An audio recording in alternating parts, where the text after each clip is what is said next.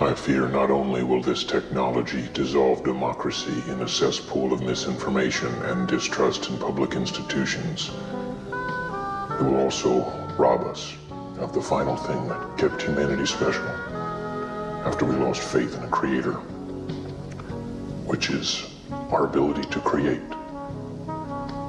at all.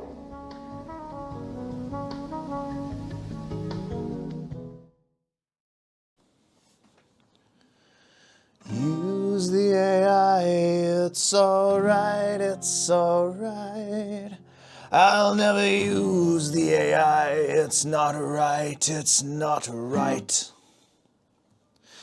Take the AI and just love it, just love it.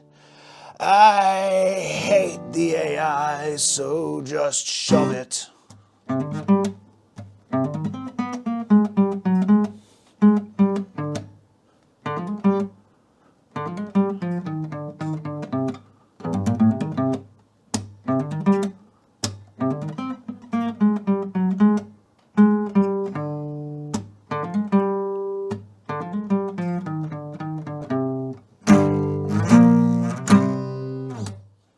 And it just goes on like that. Or does it? I'm going to cut now and we'll go to the video rant segment. See you in a moment. So what you just witnessed there is a musical seed for a musical theater project called Fuck the AI. And the poster, and don't worry, I'm not going to show you any AI generated whatever images.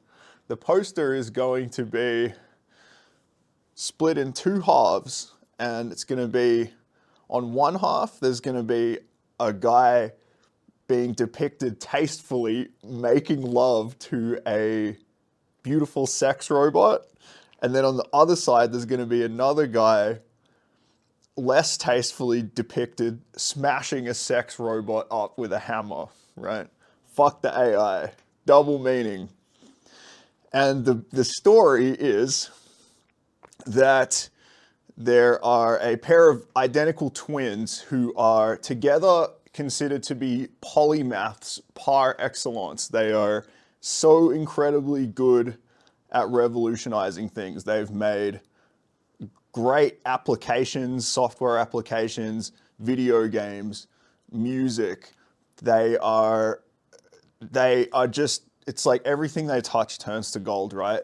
But then AI comes along and one of them falls in love with it and one of them hates it with a passion. And this drives a wedge between them. And once this wedge is driven, neither of them are very happy. And the one who hates AI, of course, blames the other twin and blames AI, both the other twins succumbing to AI out of their sort of moral weakness, and then also that the AI should have come along and driven a wedge between them. And he says to himself, look, it's self-evident AI is evil. We were these great geniuses, and now how the mighty have fallen. And of course, the other brother who loves the AI is still productive, but in this kind of lackluster, mass-produced way. The genius is not there anymore. And he blames what he perceives to be the Luddite brother who won't just come with him into the AI revolution. And so there's this push and pull, this tension. Neither of them are very happy.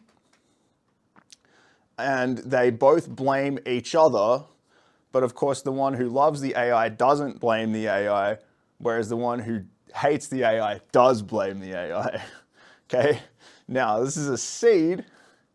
It's probably never going to happen because I lack the conviction. But I call it a seed, a musical seed or a musical seedling, because this is something that I was inspired to do, in the sense that it just kind of came to me. And as far as I am aware, at this stage in the evolution of the human species and the evolution of artificial intelligentsia, which is a term I might elaborate on a little bit later. But basically the pantheon of all the different artificial intelligences at the moment. At this stage in the evolution of those two respective species, humans are always the conduit of inspiration, okay?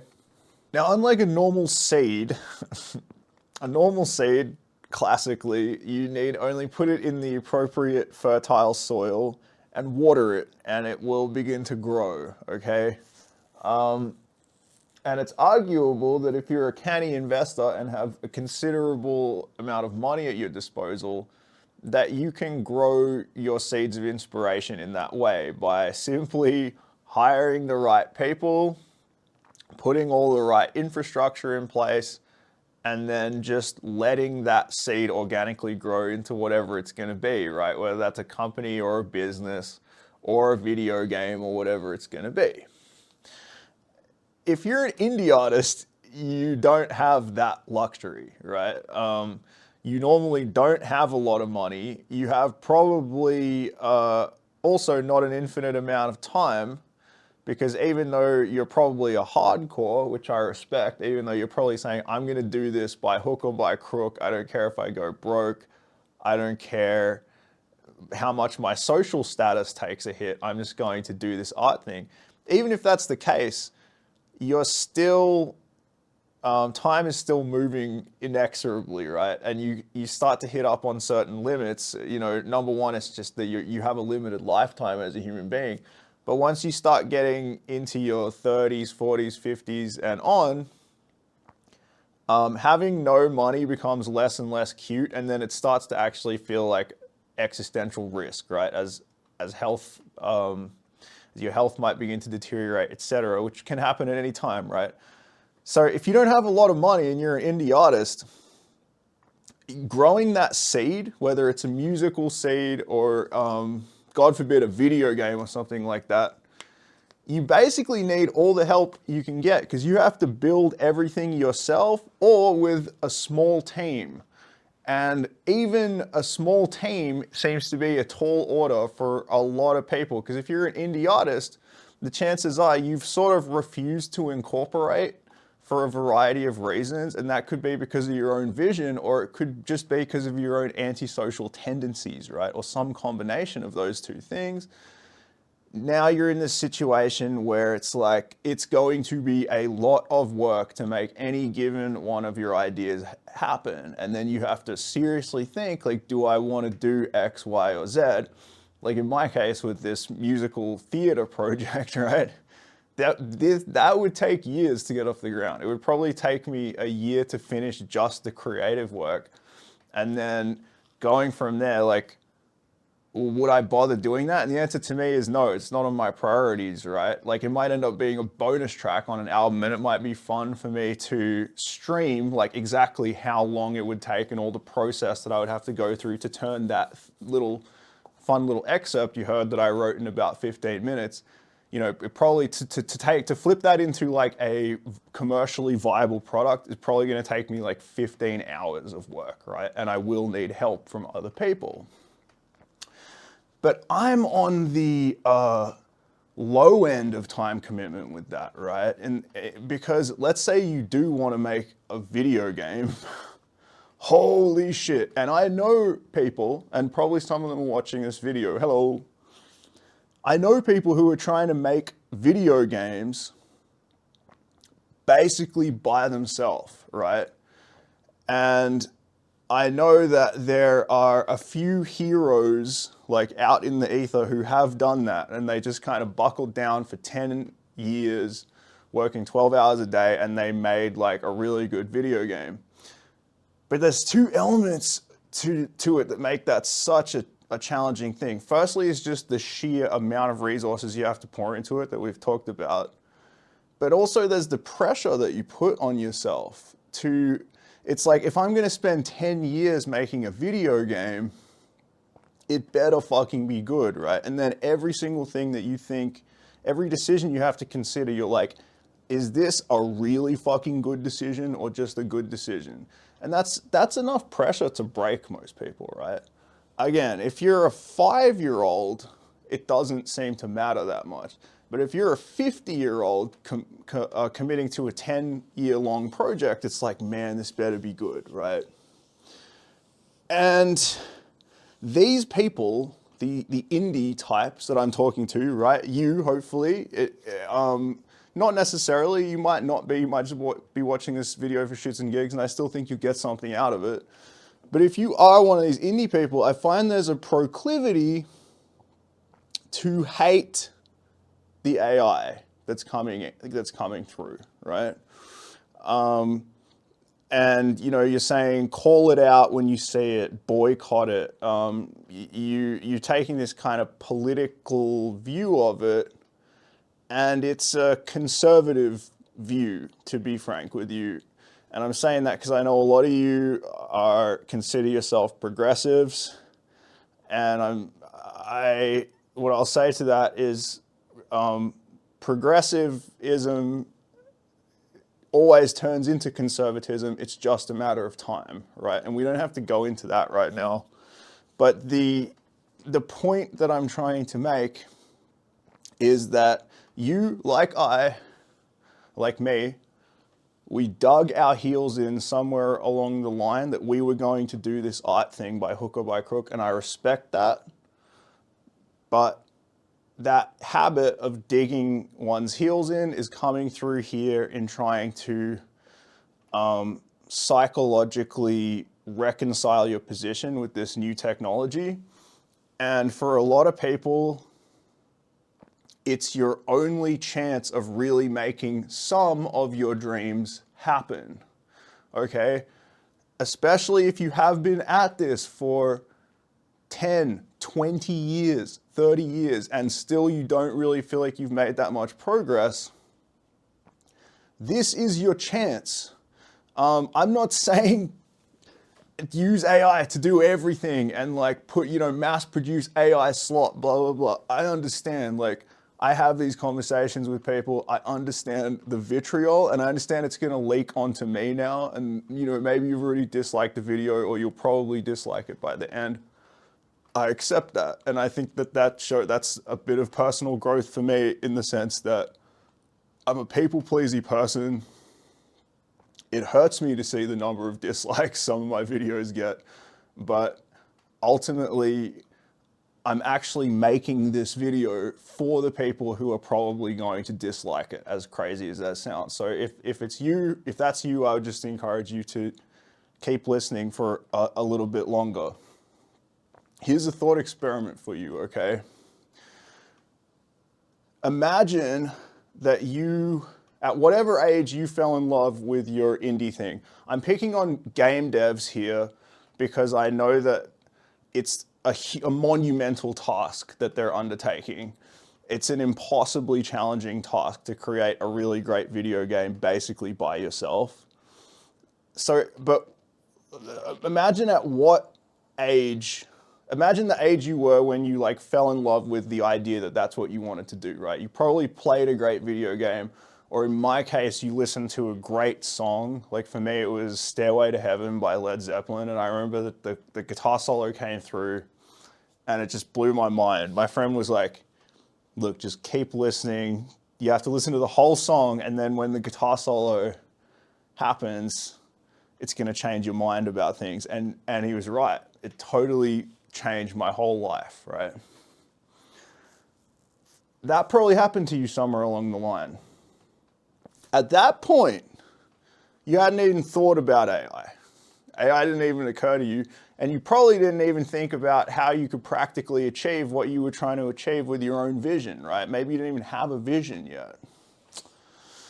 But imagine now that there's a kid out there, because there is, who is discovering your art form, and they're at the age that you were, and they just want to make the best thing that they can possibly make. Do you think that they will even consider not using AI? Right? Why would they not? Why the fuck would they not? Especially if they're probably too young to do the math or realize the implications. It's like, well, I can spend 1,000 hours making this asset, or I can spend 1 hour making this asset. I can spend $10 million making this game, or I can spend maybe, let's say, 100 grand, just to pull a number out of the ether, right? And the instinct, right, the disliker of this video is gonna go, yeah, but what they're gonna make is shit. What they're gonna make is this like mediocre commercial fucking soulless thing, right? And you might be right. Probably their first go at it will be shit, just like you and I's first go at whatever we were trying to do was shit. And I think that there's a lot of value in the skills that you acquired, you were forced to acquire not having AI, right? You're a superhero now in that sense. You have skills that a lot of young people will never develop, and that has value. But if you don't leverage those skills in addition to the technological resources that are now available to you, you're handicapping yourself so heavily that I don't think you can really be surprised when that 8-year-old or that 13-year-old, whatever, when they spend the 10 years that you're about to spend, they're now spending it as well.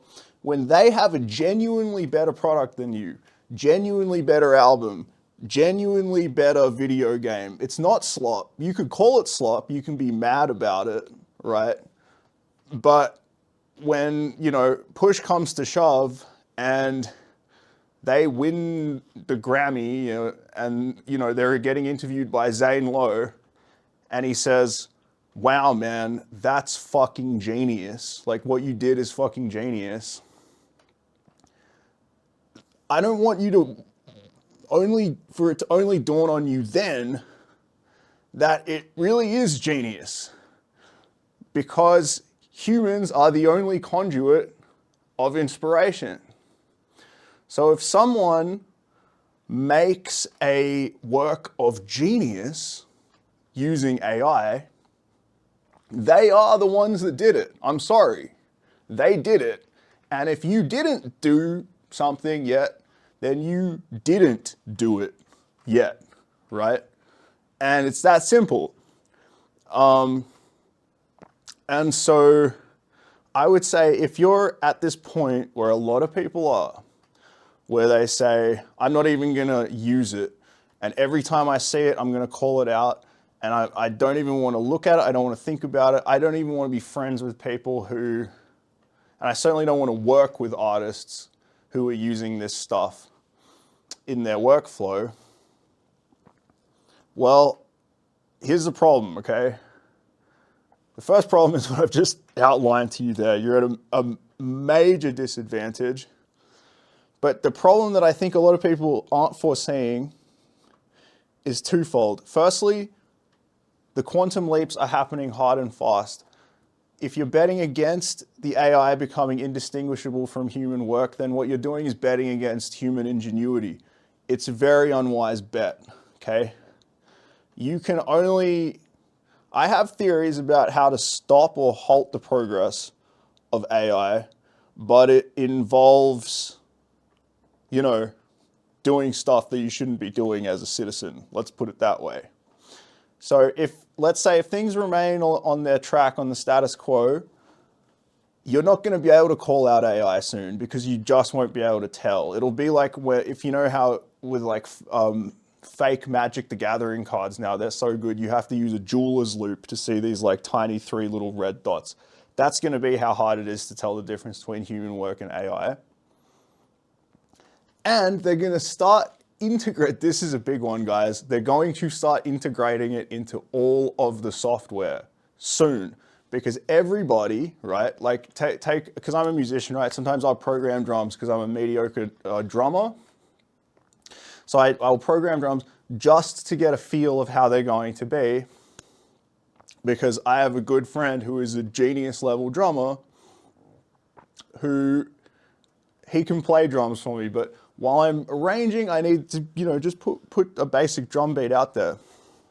The next version of that software will 100% have a little thing that's like, let the AI generate some a drum beat based on your groove or something, and then the AI will listen to what I'm doing and it'll put something out there. I don't care if you're using Unity, I don't care if you're using Premiere Pro, Blender, all the way down the line. All of these softwares, their next big update, I bet you 99% of them are investing big bucks in how do we integrate artificial intelligence into our software to make the workflow easier, and more importantly, to make it more accessible to people with less skill at the kind of hard coding level, right? And soon enough, dude, it's gonna be very hard for you to do things manually. And I hope that you start to wonder, why am I even bothering doing things manually? And I think you really have to ask that question. Like, do you love the busy work that much? You're disliking the video, I know. How many dislikes can we get to?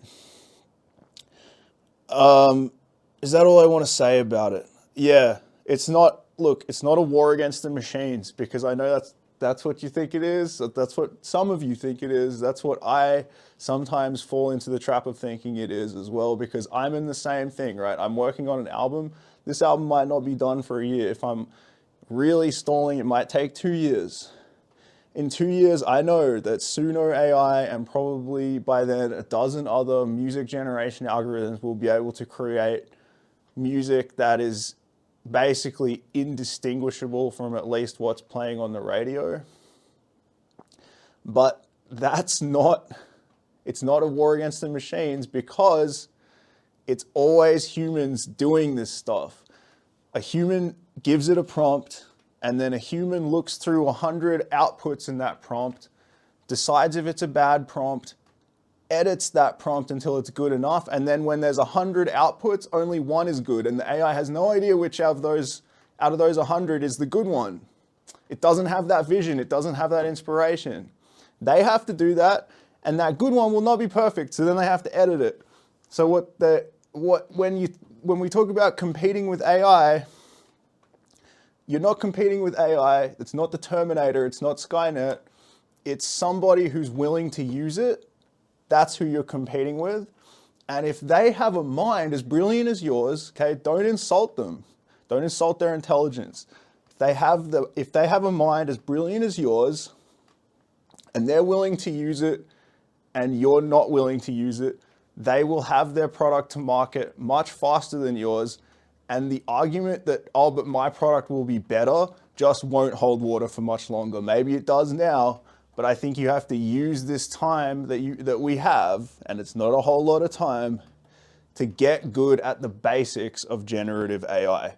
Get good at the basics so that when you can use it, when you could use it, you can use it, okay? Please, all right? And otherwise, fair enough. If you want to spend 20, 30 years doing your thing, I do respect that, okay? I know I'm saying to you, please don't, but the only reason I'm saying please don't is because I've seen multiple people be broken on that wheel, okay? And I hate seeing people's dreams die, especially when they put that dream at the forefront of their life, and that dream is so monumentally difficult that they can't do it because it's too much work. And then when a technology comes along that can make it less work for them, they say, I hate this. You know, this disgusts me. I won't use this. And that feels like a win to them, but it seems like an L. It seems like you're taking an L, okay? All right, Chimbles is out. I think I'm done too. Sorry, not sorry. I really do love you, and I want you to do what you can. And I don't have a rosy view of AI. Okay, just like every other technology, it either comes from the military or it's very soon to be co-opted by the military. I think it is ruining the internet at the moment. Like, generative AI is saturating everything. something's going to have to change, okay? So I don't have a rosy view of it, but it's for the individual here. This is for you. You need to hear this. And if you think other people need to hear it, share it. If you really do think I just have the wrong opinion, you know, dislike it, tell me why. You can insult me, but you know, I insult myself every day. It's okay. I know I'm not, I don't always have the analytical insight level right opinion, but hopefully this is something you needed to hear. So send you my love, and I'll see you in the next one.